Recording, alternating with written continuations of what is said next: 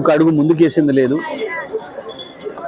ఇంకా చాలా రంగాల్లో గత ప్రభుత్వం చేసిన అభివృద్ధిని కుంటుపరుస్తున్నారు, వెనక్కి పడేస్తున్నారు.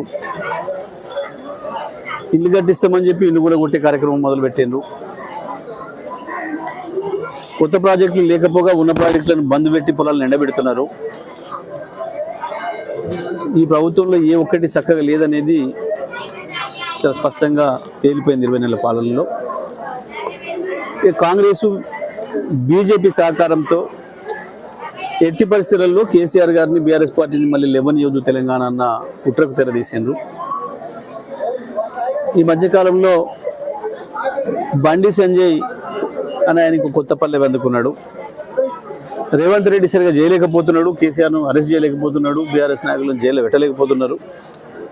మా ఢిల్లీకి అప్పచెప్పుని మేము చేస్తాము అని చెప్పేసి మాట్లాడుతున్నాడు. అంటే ఇవాళ జాతీయ ప్రభుత్వాన్ని ఏలుతున్న పార్టీ, రాష్ట్ర ప్రభుత్వాన్ని ఏలుతున్న జాతీయ పార్టీ, ఈ రెండు పార్టీలకు కూడా శత్రువు కేసీఆరే అనేది చాలా స్పష్టంగా అర్థమవుతుంది తెలంగాణ ప్రజలకి.